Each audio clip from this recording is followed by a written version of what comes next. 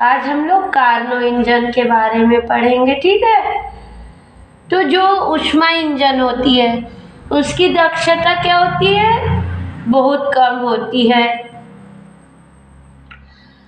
जो इंजन रहता है उसके बनावट में कई प्रकार के संशोधन किए गए, पर उसकी दक्षता को अधिक नहीं किया जा सका, है ना। तो कार्नो नामक वैज्ञानिक ने एक ऐसा आदर्श इंजन की कल्पना की जिसमें कि किसी प्रकार का घर्षण ना हो, है ना, और ऊष्मा का क्षय ना हो, ठीक है। पर क्या है कि इसे उसने भी व्यवहार में प्राप्त नहीं कर पाया। लेकिन जो आदर्श इंजन है से यथार्थ इंजनों की तुलना करके हम एक निश्चित मत उसके बारे में बना सकते हैं, ठीक है। तो आइए जान लेते हैं कि कार्नो इंजन क्या है। कार्नो इंजन एक प्रकार का उत्क्रमणी इंजन होता है। कार्नो इंजन एक प्रकार का उत्क्रमणीय इंजन होता है, ठीक है, जिसकी दक्षता अधिकतम होती है, ठीक है, किंतु व्यवहार में इसे प्राप्त नहीं किया जा सकता। किंतु व्यवहार में इसे प्राप्त नहीं किया जा सकता, ठीक है। और यह क्या है, प्रयोग में प्राप्त इंजनों की तुलना में दोष मुक्त होता है और व्यवहार में किसी प्रकार के इंजन की दक्षता कार्नो इंजन की दक्षता से अधिक नहीं हो सकती। कार्नो इंजन के प्रमुख भाग क्या क्या होते हैं? कार्नो इंजन के प्रमुख भाग: ऊष्मा स्रोत, यह क्या होता है? एक नियत उच्च ताप पर रखा जाता है ऊष्मा स्रोत को, है ना, जिसकी ऊष्माधारिता क्या होती है? अनंत होती है।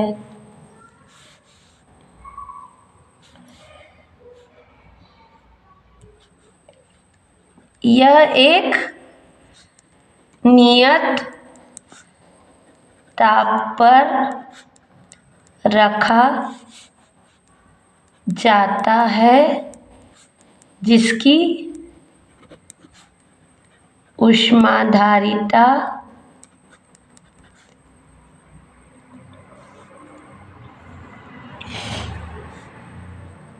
नियत उच्च ताप T1 मान लो, है ना, T1 पर रखा जाता है जिसकी ऊष्माधारिता क्या होती है? अनंत होती है। दूसरा इसका मुख्य भाग है सिंक। इसका जो ताप होता है वो ऊष्मा स्रोत से कम होता है और इसकी ऊष्माधारिता क्या होती है? अनंत होती है। और इसमें कितनी भी ऊष्मा दी जाती है इसका ताप स्थिर बना रहता है। इसका ताप ऊष्मा स्रोत से कम होता है, परंतु ऊष्माधारिता अनंत होती है। इसको कितना भी ऊष्मा दिया जाए, इसका ताप स्थिर T2 बना रहता है। ठीक है। अब तीसरा प्रमुख पार्ट होता है सिलेंडर और पिस्टन। सिलेंडर और पिस्टन, ठीक है। ये क्या होता है? पूर्ण कुचालक दीवारों का एक क्या होता है? पूर्ण चालक आधार वाला सिलेंडर होता है। ये होता है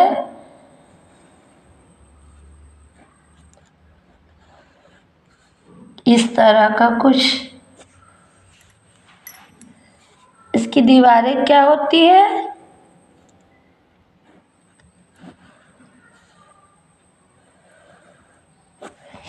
इसकी दीवारें पूर्ण कुचालक होती हैं, ठीक है। और जो इसका आधार होता है, इसकी दीवारें क्या होती है? पूर्ण कुचालक। और आधार क्या होता है? ये भी पूर्ण चालक आधार होता है वाला एक सिलेंडर होता है ना। और इस सिलेंडर में क्या है? पूर्ण कुचालक एक पिस्टन लगा होता है। एक पूर्ण कुचालक पिस्टन लगा होता है, ठीक है। जो ये चलता है तो इसकी गति जो रहती है वो घर्षण रहित होती है, ठीक है। पूर्ण कुचालक दीवार तथा पूर्ण चालक आधार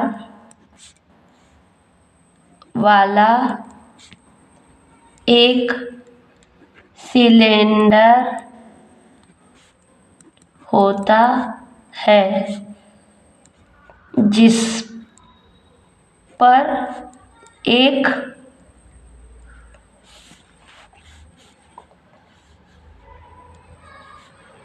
पूर्ण कुचालक पिस्टन लगा होता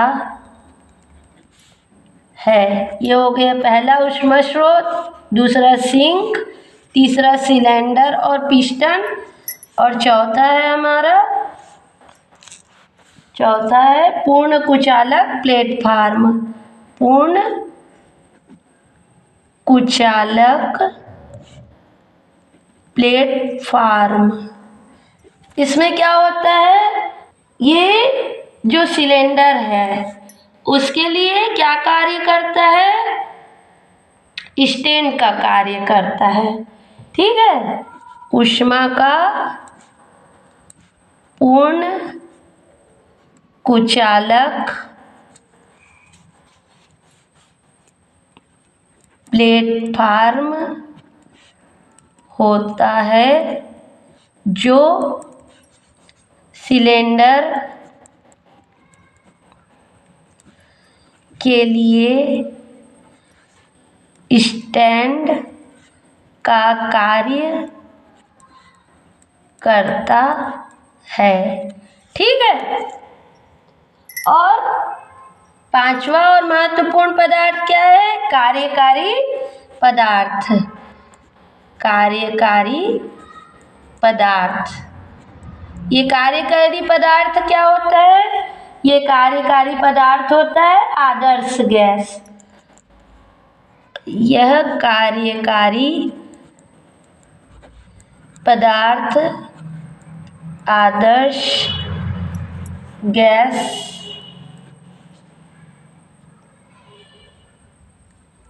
होती है जो सिलेंडर में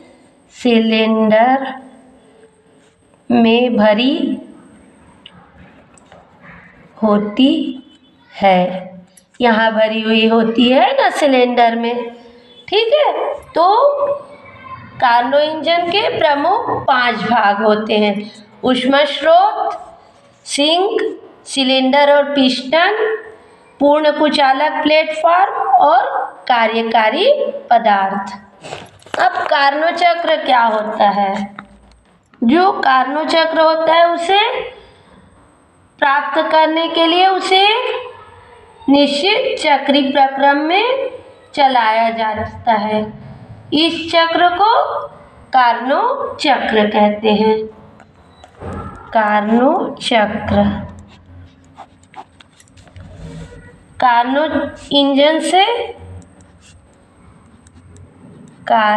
इंजन से निरंतर कार्य प्राप्त करने के लिए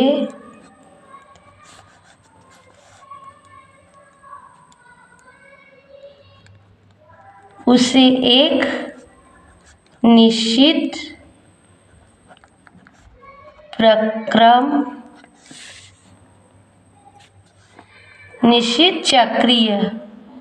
चक्रीय प्रक्रम में चलाया जाता है। ठीक है, इस चक्र को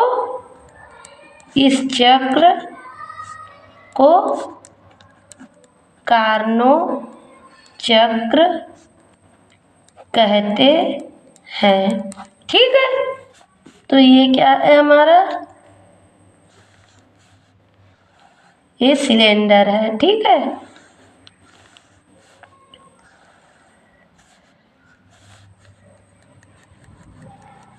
कुचालक दीवार है और ये आधारक है, चालक है ना, और इस पर एक पिस्टन लगा हुआ है। ठीक है,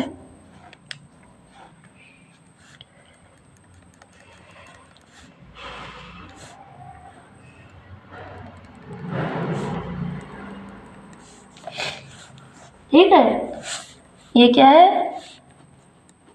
सिलेंडर। ठीक, ये क्या है? पिस्टन। इस पर क्या भरी हुई है? आदर्श गैस भरी है ना, जो क्या है? कार्यकारी पदार्थ है। ठीक है, और आदर्श गैस क्या है? चालक। ठीक, चालक पदार्थ है ना।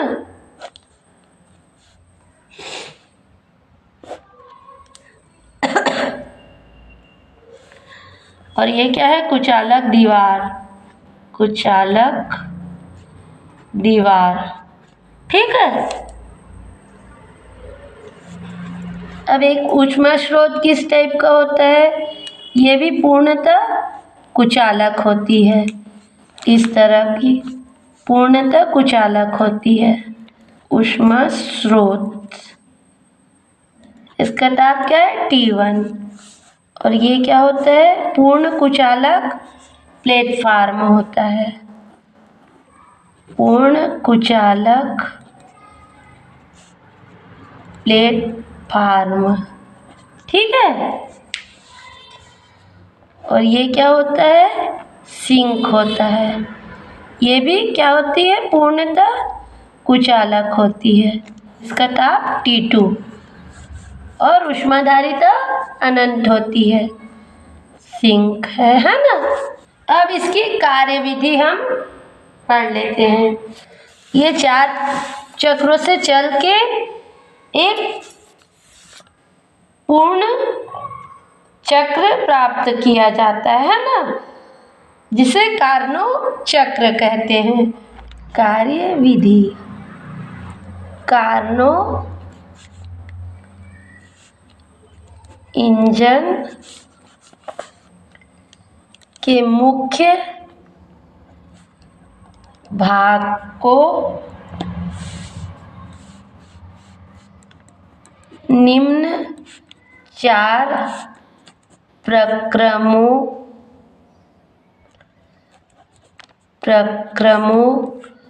में चलाकर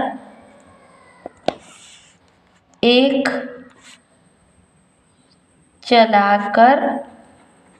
पूर्ण चक्र प्राप्त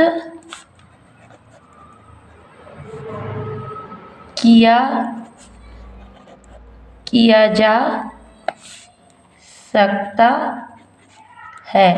हमको कार्नो चक्र किस तरह से प्राप्त होगा ये देख लेते हैं। ये O,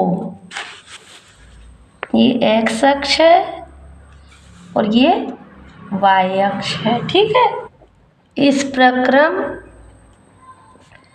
को PV आरेख द्वारा दर्शाते हैं। दाब और आयतन है ना। अब मान लो कि कार्यकारी पदार्थ है ना, जो ये कार्यकारी पदार्थ है उसका 1 मोल सिलेंडर में भरा है, प्रथम प्रक्रम में है ना। और इसका दाब क्या है? P1। और आयतन क्या है इसका? V1। ये A बिंदु है ना, P1 V1, ठीक है।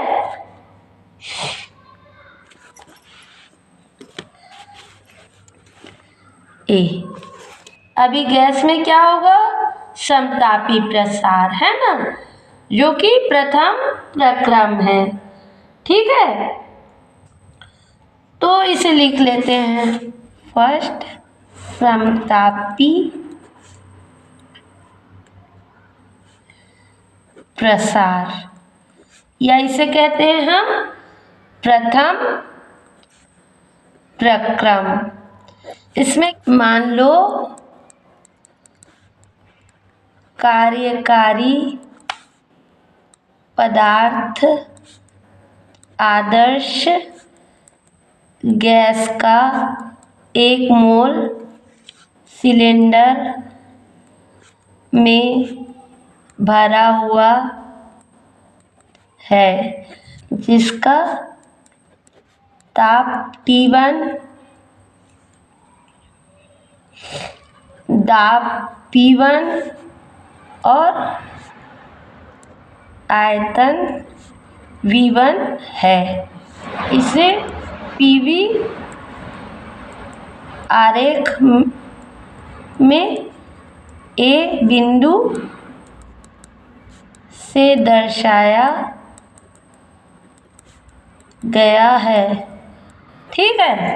अब जो ये सिलेंडर है, इस सिलेंडर को हम ऊष्मा स्रोत के ऊपर रखते हैं, ठीक है। तो इसमें इस स्थिति में जो गैस होगा उसका समतापी प्रसार होगा। अब चूंकि ताप नियत है ना, तो जो ऊष्मा स्रोत है उससे यह ऊष्मा लेगा और इसका जो आयतन है वो बढ़कर, मतलब पिस्टन आगे खिसक जाएगा और जो आयतन है वो V1 से बढ़कर V2 हो जाएगा जब हम ऊष्मा स्रोत के ऊपर रखेंगे। अब सिलेंडर को ऊष्मा स्रोत पर रखने पर ऊष्मा स्रोत से ऊष्मा ली जाती है, जिससे पिस्टन आगे खिसकता है और गैस का आयतन V1 से V2 हो जाता है। ठीक है, गैस का आयतन क्या है, V1 से V2 हो जाता है और दाब P1 से घटकर P2 हो जाता है। अब इस स्थिति को हम एक B बिंदु द्वारा प्रदर्शित करते हैं। इस स्थिति को PV आरेख में B बिंदु से दर्शाते हैं। ठीक है, तो मान लो ये बिंदु क्या है, B। ठीक है,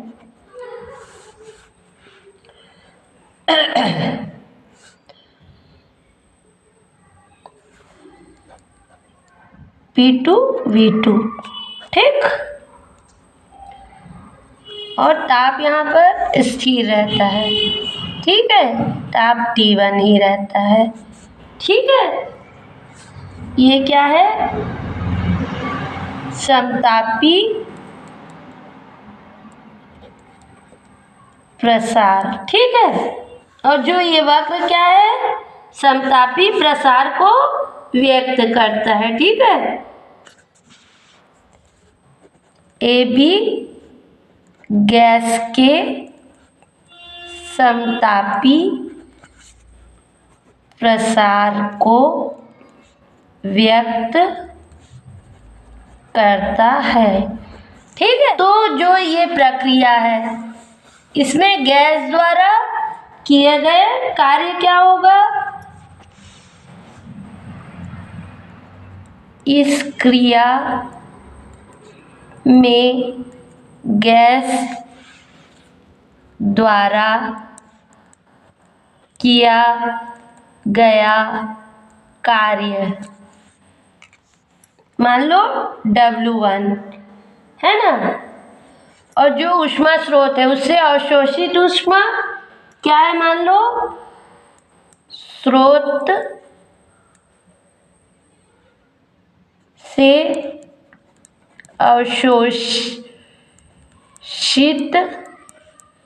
ऊष्मा मान लो Q1 है, के बराबर होती है। जो कार्य किया जाता है वो ऊष्मा स्रोत से जो ऊष्मा अवशोषित करता है उसके बराबर होता है, मतलब W1 इक्वल टू Q1। ठीक है, तो इसे हम क्या लिख सकते हैं, इंटीग्रेशन ऑफ V1 से V2 P dV। इसलिए W1 equal to Q1 equal to integration of V1 to V2 P dV। P की जगह हम क्या लिख सकते हैं, V1 V2।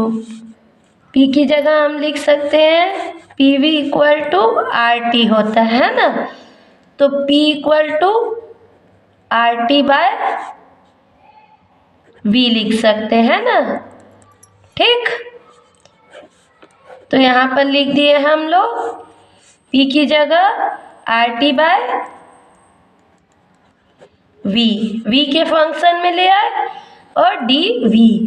अब इसका हम समाकलन करेंगे, तो यार RT क्या है, कांस्टेंट है, तो इसे हम बाहर निकाल लिए। ये आ गया V1 to V2 1/V dV। इसका समाकलन करेंगे तो ये क्या आ जाएगा, RT 1/x dx का जब समाकलन करते हैं तो क्या आता है, log x, तो वहाँ से यहाँ से आ जाएगा log V। ठीक है, और लिमिट V1 टू V2। ठीक, चूँकि integration of 1/x dx equal to log x से। ठीक है, अब यहाँ पर आ गया R, यहाँ ले लेते T1। ठीक है,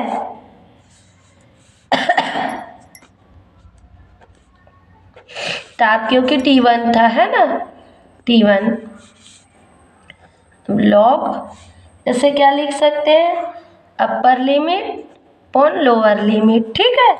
और इसे दे देते हैं हम इक्वेशन नंबर 1। यहाँ जो बी लिखे हैं इसे भी हम मिला देते हैं नीचे।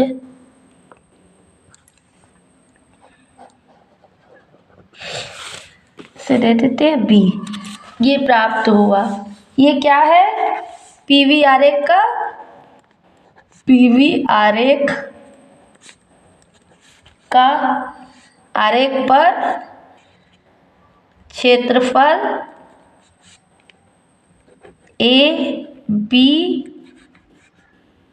बी ए और ए, ये यहाँ से, ये पूरा क्या है, समतापी प्रसार में है ना, ए बी, बी ए ए, ठीक है। ये पूरा क्षेत्रफल है ना। सेकेंड, रुद्धोष्म प्रक्रम। रुद्धोष्म प्रक्रम क्या होता है, अब समतापी प्रसार के बाद क्या करते हैं, जो सिलेंडर रहता है उसको ऊष्मा स्रोत से हटा के पूर्ण कुचालक प्लेटफार्म पर रख देते हैं। समतापी प्रक्रम के बाद सिलेंडर को ऊष्मा स्रोत से हटाकर पूर्ण कुचालक प्लेटफार्म पर रख दिया जाता है। इस स्थिति में गैस का क्या होता है, रुद्धोष्म प्रसार होता है। इस स्थिति में गैस में रुद्धोष्म प्रसार होता है, ठीक है, जिससे इसका ताप T1 से घटकर T2 हो जाता। और इस स्थिति में क्या होती है, जो गैस होती है वो पिस्टन पर कार्य करती है। इस स्थिति में गैस पिस्टन पर कार्य करती है, ठीक है। पहले क्या करते हैं, गैस पिस्टन गैस पर कार्य करती है, और इस स्थिति में गैस जो है पिस्टन पर कार्य करती है, जिससे गैस की आंतरिक ऊर्जा, जिससे गैस की आंतरिक ऊर्जा घट जाती है। अब इस स्थिति में मान लो गैस की, मान लो इस स्थिति में गैस का दाब P3 तथा आयतन V3 हो। इसे पीवी आरेख पर बिंदु C से दर्शाते हैं, ठीक है। तो इसे दर्शा लेते हैं। सबसे पहले तो P बिंदु, P3 V3, ठीक है। हम खींच देते हैं, यहाँ C है ना, स्मॉल c, ये कैपिटल C, ठीक। क्या हुआ, रुद्धोष्म प्रसार, ठीक है। और जो ये BC आरेख क्या प्रदर्शित करता है? रुद्धोष्म प्रसार को। PV आरेख पर वक्र रुद्धोष्म प्रसार व्यक्त करता है। तो इस प्रक्रम में गैस द्वारा किया गया कार्य, इस प्रक्रम में गैस द्वारा किया गया कार्य क्या होगा? W2 equal to integration of V1 to V2 V3 यहाँ पर आया ना,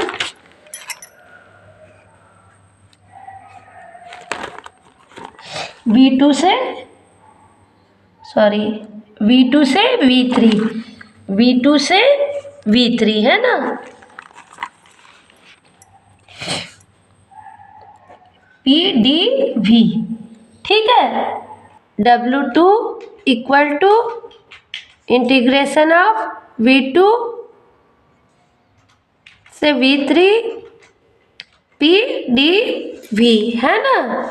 जो रुद्धोष्म प्रक्रम होता है ना,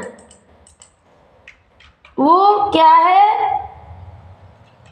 जब आदर्श गैस में रुद्धोष्म प्रक्रम होता है तो वो पायसन के नियम का पालन करती है ना। तो इस नियमानुसार गैस के एक निश्चित द्रव्यमान के लिए क्या होता है? PV gamma equal to K, जहाँ K क्या है? कांस्टेंट, ठीक है, नियतांक है ना।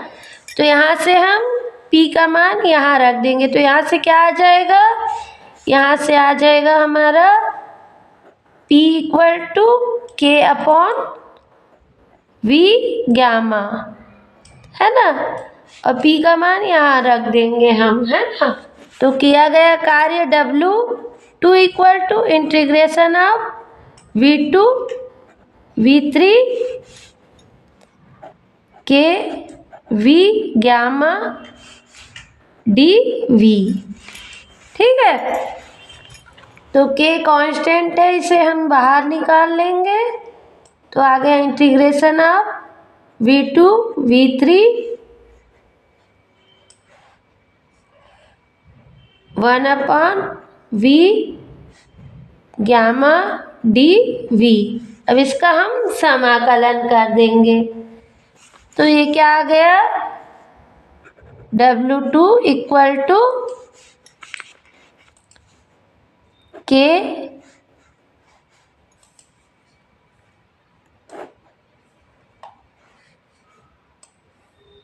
V गामा, ऊपर गया तो minus gamma plus 1 upon minus gamma plus 1 और लिमिट आ जाएगा, है ना, V3 V2, क्योंकि integration of x to the power n dx equal to क्या होता है?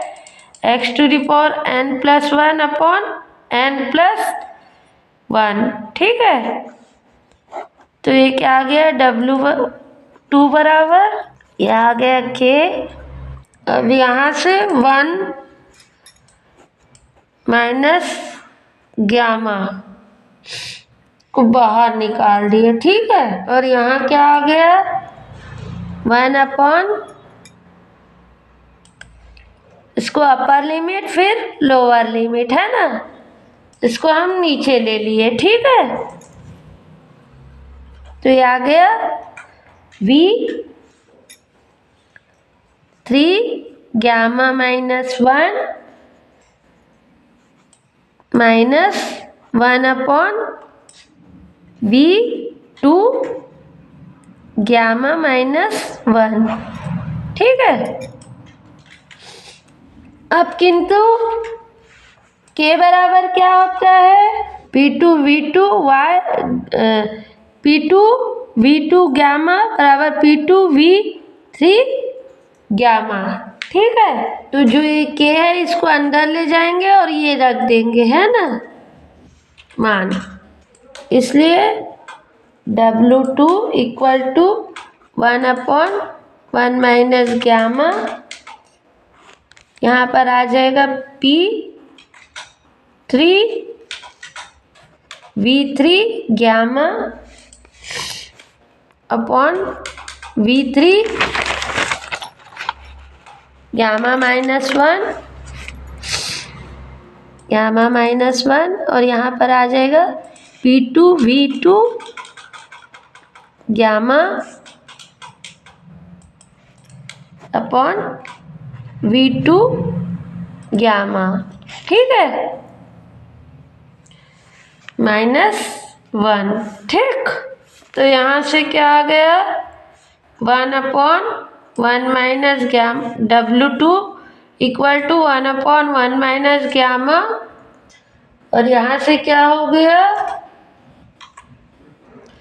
इसको ऊपर ले जाए गए, है ना। तो आधार सबल है तो घातें जुड़ जाती है ना। तो यहाँ से आ गया P3V3 माइनस P2V2। ठीक है। तो क्या होता है, P3V3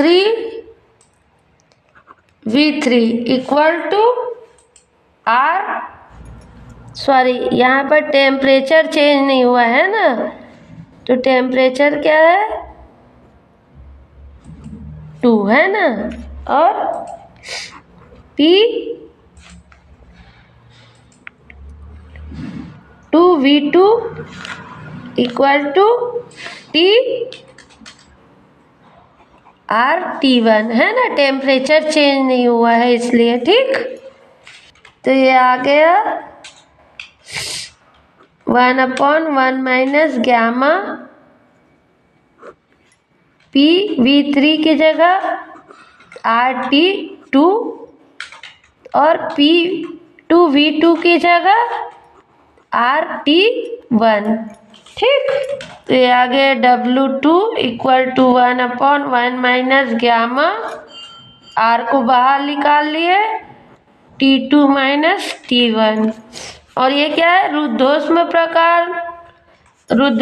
प्रक्रम में किए गए कार्य के लिए व्यंजक है ना। इसे दे देते हैं हम इक्वेशन नंबर 2। ठीक है। ये क्या है, जो पीवी आरेख है,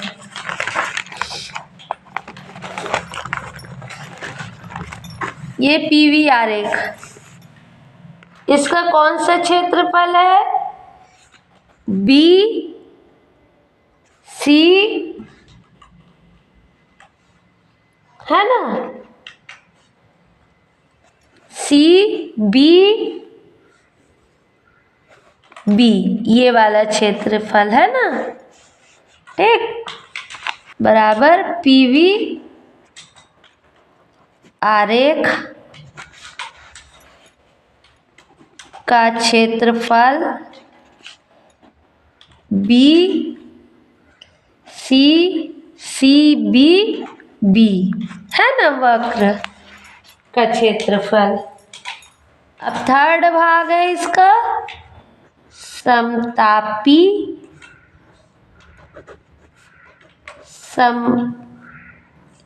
ये है ना, समतापी संपीड़न। ठीक है।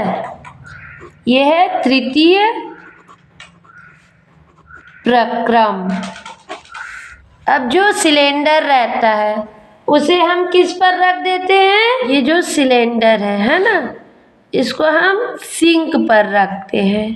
ठीक है, तीसरे प्रक्रम में तो क्या होता है, और इसमें रखने के बाद जो ये पिस्टन है इसको हम प्रेस करते हैं, और जो आयतन V3 रहता है उसको V2 आते तक हम प्रेस करते हैं। ठीक है, जिससे उसका जो दाब होता है वो क्या होता है, बढ़ जाता है, और बढ़ के P3 से P4 हो जाता है। ठीक है, और जो इस प्रक्रम में जब सिंक पर रखते हैं उस प्रक्रम में जो ऊष्मा रहती है, ऊष्मा क्या रहती है, Q2, सिंक को दे दी जाती है, ये सिंक को, है ना, ये ऊष्मा दे देता है सिंक को, जिससे जो कार्यकारी पदार्थ होता है उसका ताप T2 पर स्थिर बना रहता है। इस सारे प्रक्रम को C और जो D है, ये D मिलता है ना, D यहाँ पर क्या है, P4 V4,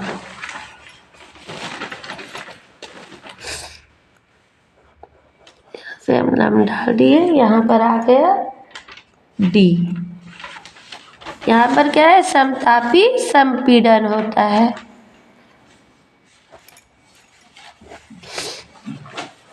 समतापी संपीड़न, ठीक है, अब T2 होता है।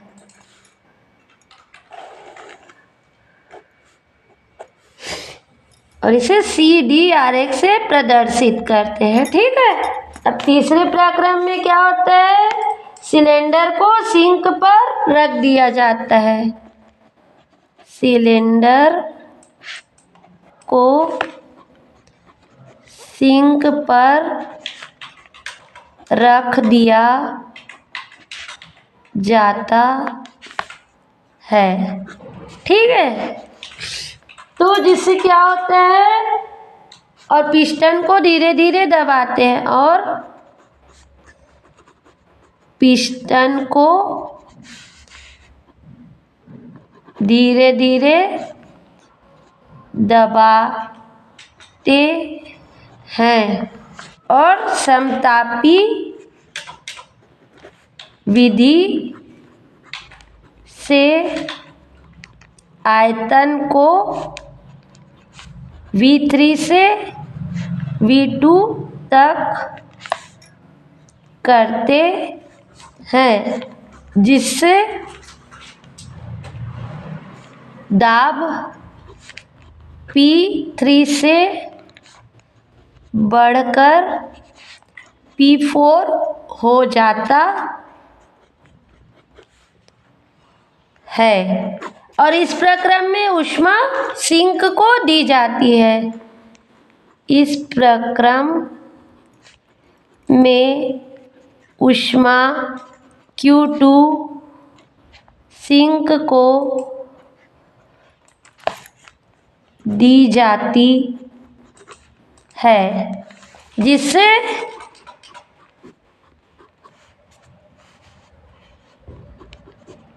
कार्यकारी गैस का ताप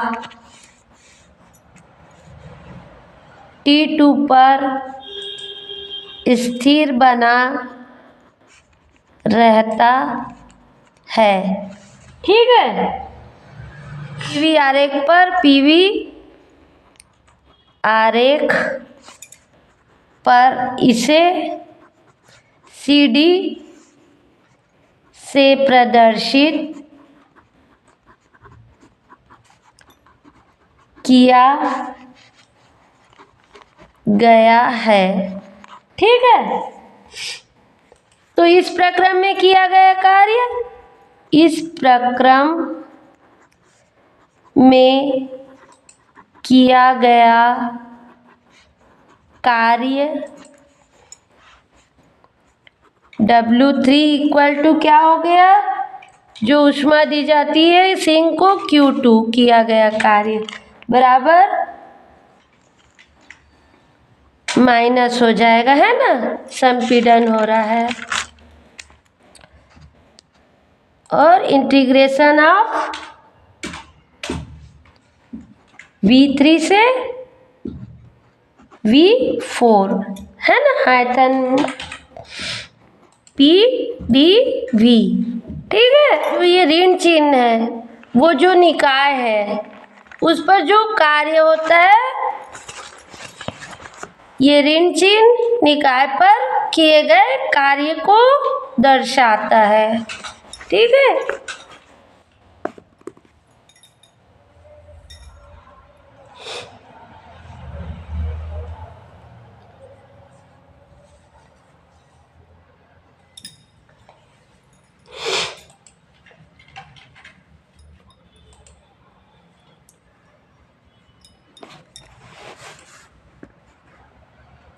अब W3 equal to minus integration of V3 V2 P की जगह हम क्या लिख सकते हैं,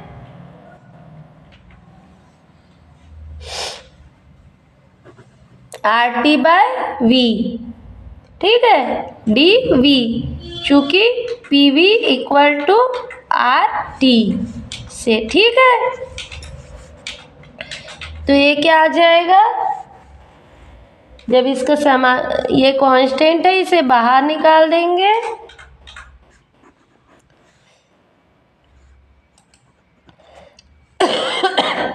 यहाँ टेम्परेचर क्या है T2, इसलिए यहाँ पर T2 लिए। ठीक है, T2 बाहर निकल गया ये, तो ये आ गया इंटीग्रेशन ऑफ V3 से V2 1/V dV। अब इसका हम समाकलन कर दिए, तो ये आ गया माइनस RT2 और log 1/V upper limit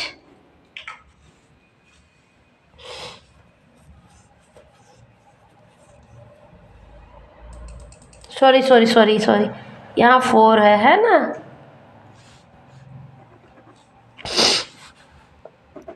upper limit lower limit. ठीक है, अब ये कहाँ से आ गए, चूंकि integration of 1/x dx equal to log x, फार्मूले में हमने पढ़ा था ना समाकलन में। ठीक, अब इसमें लिमिट ले लेंगे, तो ये आ जाएगा माइनस RT2 log V4/V3, है ना। ये माइनस चिन्ह है, इसको चेंज कर देंगे तो ये आ जाएगा RT2 log E V3/V4। ठीक है, और इसे दे देते हैं हम W3, इसे दे देते हैं इक्वेशन नंबर 3। ठीक है, और ये क्या है, जो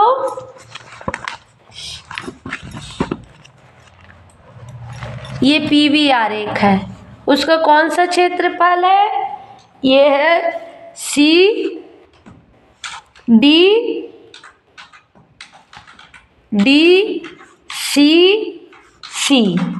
ठीक है, PV आरेख का क्षेत्रफल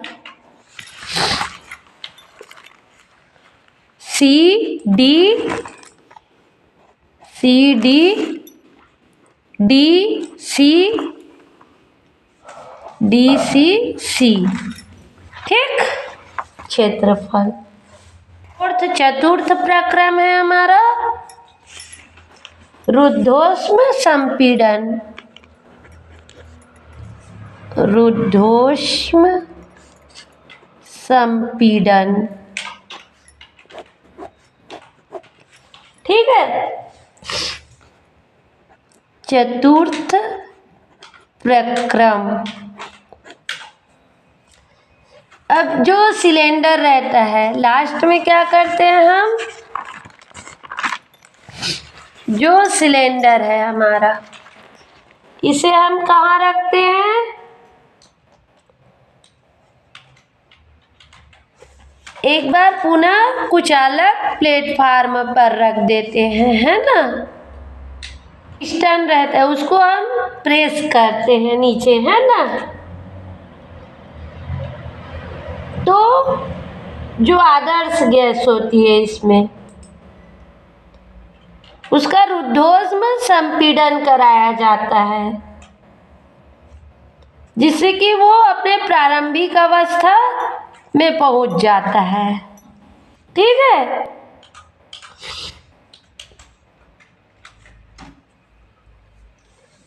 और इसे पीवी आरेख के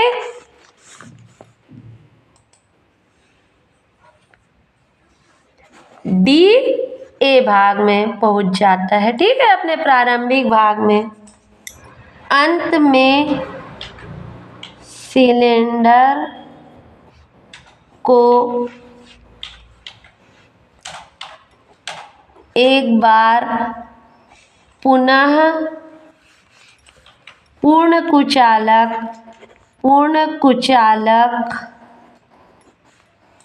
प्लेटफार्म पर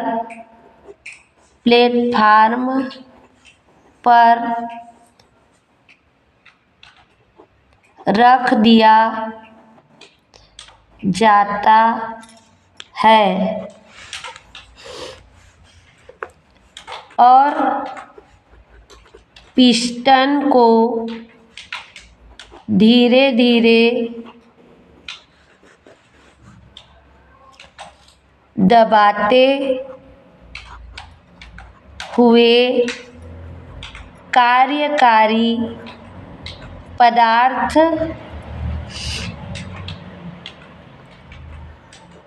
आदर्श गैस, है ना, भरी होती है हमारी आदर्श गैस को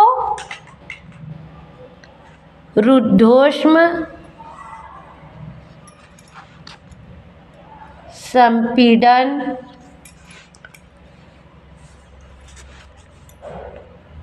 कराया जाता है। ठीक है, जिससे गैस अपनी प्रारंभिक अवस्था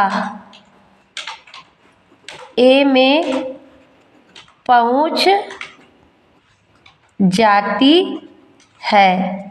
ठीक है, जिसे पीवी आरेख पर डी ए द्वारा दर्शाया गया है। ठीक है, ए पर पहुंच जाता है तो जो ताप, दाब और आयतन है वो क्या हो जाता है, ए पर गैस का ताप, ए पर गैस का ताप, T1 दाब P1 तथा आयतन V1 हो जाता है। ठीक है, गैस जो होता है फिर से वही कार्य करने को तैयार हो जाता है और गैस पुनः वही कार्य करने को तैयार हो जाता है। इस प्रक्रम में किया गया कार्य क्या होगा, W4 equal to minus integration of V4 से V1, है ना, PD V। और अभी हल किए थे ना, वैसे ही इसको हल करेंगे तो क्या आ जाएगा, इसको हल करेंगे तो आ जाएगा आर, रुद्धोष्म प्रक्रम के लिए अभी हल किए थे ना, आर गामा -1 T1 से T2, ठीक है। ये आ जाएगा PV आरेख पर क्षेत्रफल AD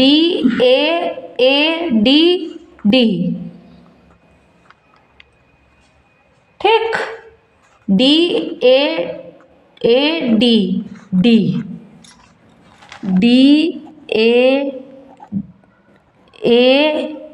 DAD का क्षेत्रफल, ठीक है।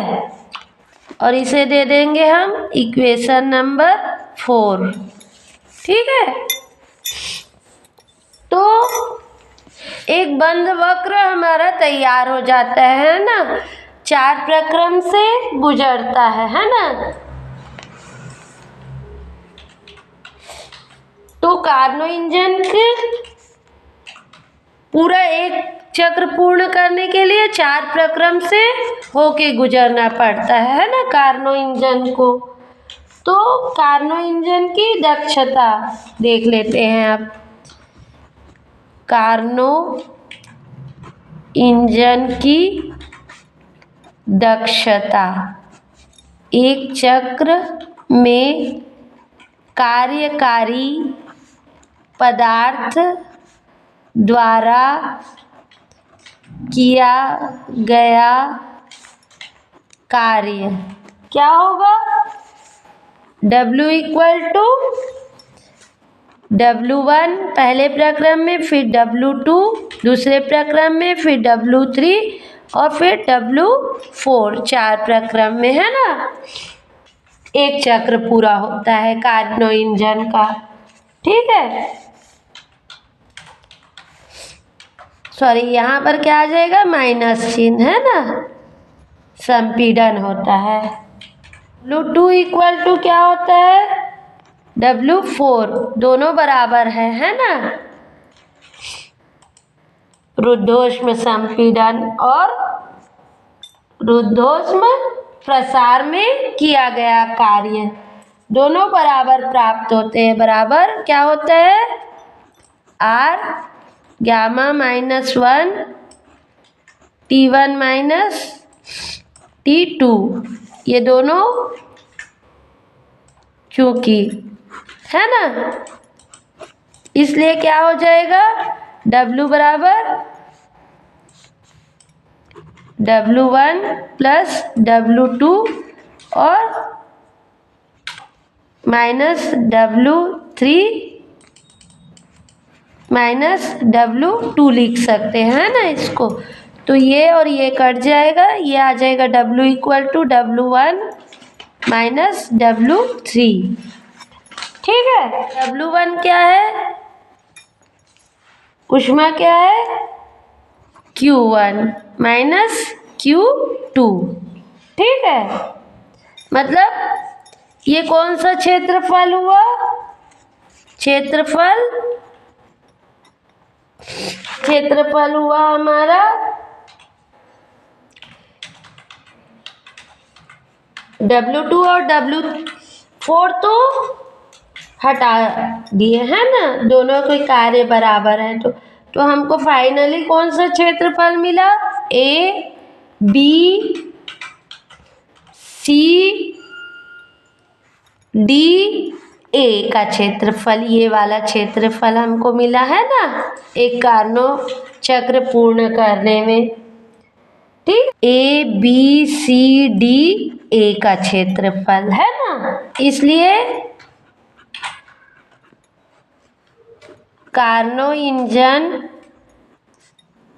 की दक्षता,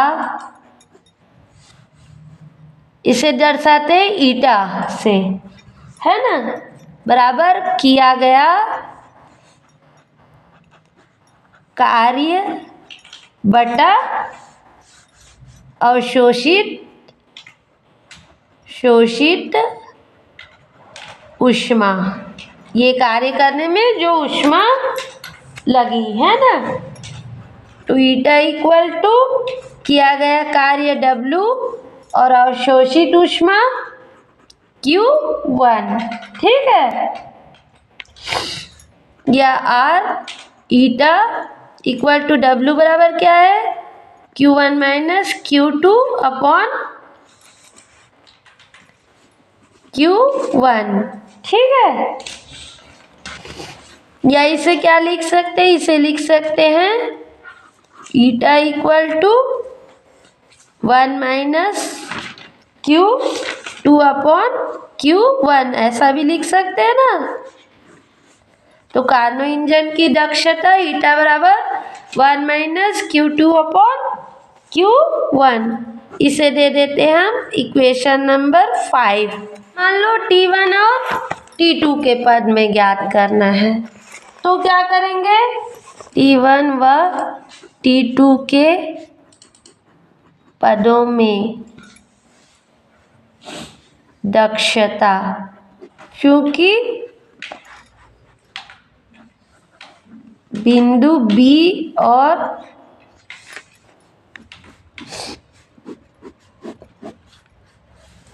C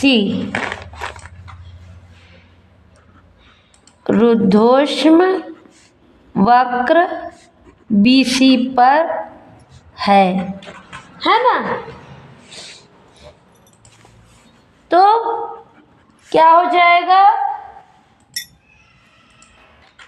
T1 V2 gamma minus 1,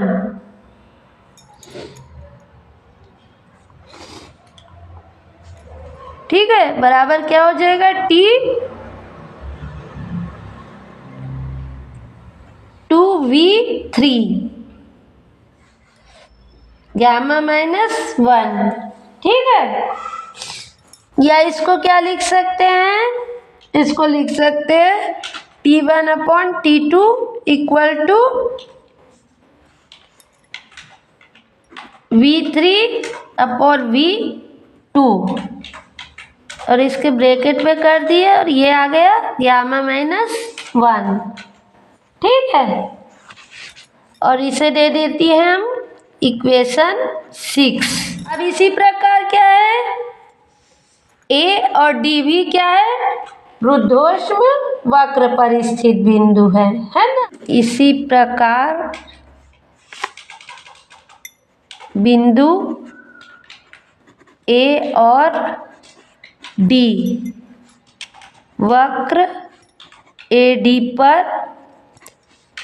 स्थित है, जो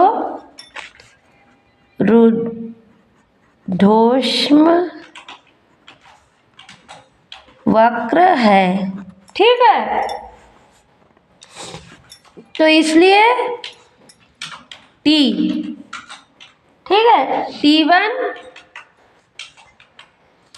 V1 gamma minus 1 equal to T2 V, temperature यहाँ पर T2 है ना, 4 gamma minus 1, T1 upon T2 equal to क्या हो गया, V4 अपॉन V1, इसकी घात गामा माइनस 1, ठीक है। इसे दे देते हैं हम इक्वेशन नंबर 7। अब इक्वेशन 6 और इक्वेशन 7 से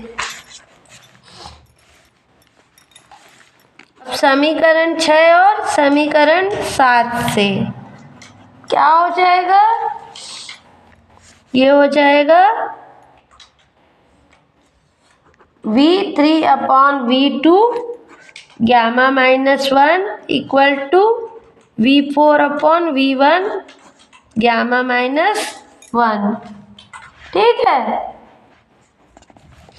या इसको क्या लिख सकते हैं, ये कट गया, ये आ गया V3 upon V2 equal to V4 upon V1, ठीक है। या और क्या कह सकते हैं, V2 upon V1 equal to V3 upon V4। ठीक है, इसे दे देते हैं हम इक्वेशन नंबर 8। ठीक, समीकरण जो 3 है और समीकरण 1 कहाँ गया, ये समीकरण 1, समीकरण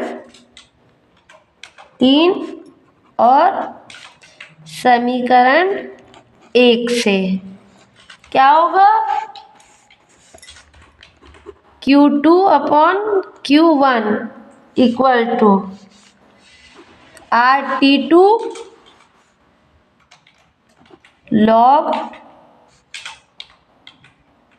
V3 upon V4 upon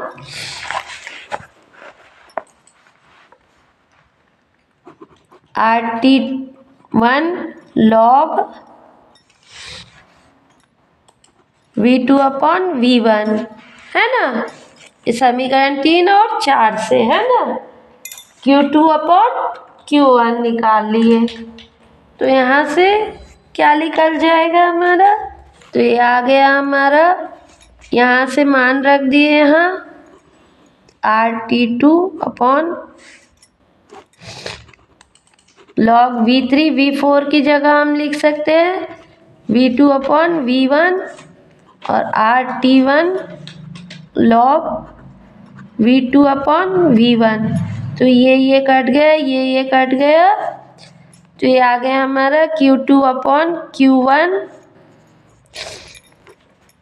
equal to T2 upon T1। ठीक, और इसे दे देते हैं हम equation number 9।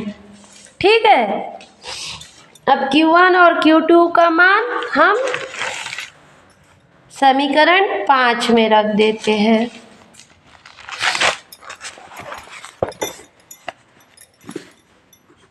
Q1 upon Q2 का मान इक्वेशन 5 में रखने पर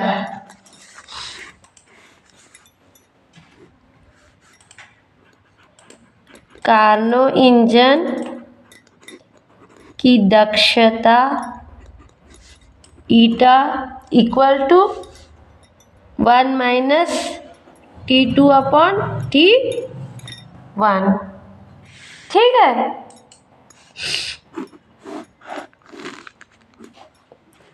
और इसे दे देते हैं हम इक्वेशन नंबर 10। ठीक, और यही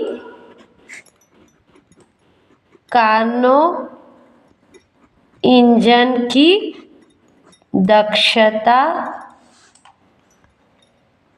के लिए व्यंजक है। ठीक है, तो कार्नो प्रमेय क्या होता है, कार्नो प्रमेय, इस प्रमेय के अनुसार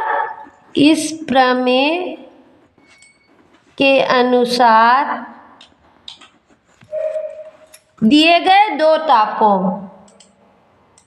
के बीच कार्य करने वाला ऊष्मा इंजन, दिए गए दो तापों के बीच कार्य करने वाला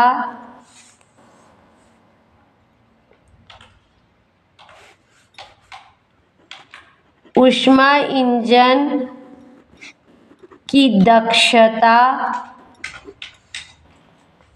उन्हीं दो तापों के बीच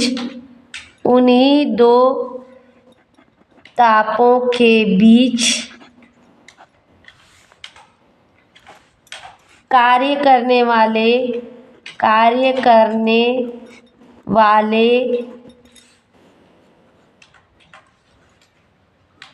उत्क्रमणीय इंजन की दक्षता से अधिक नहीं हो सकती है।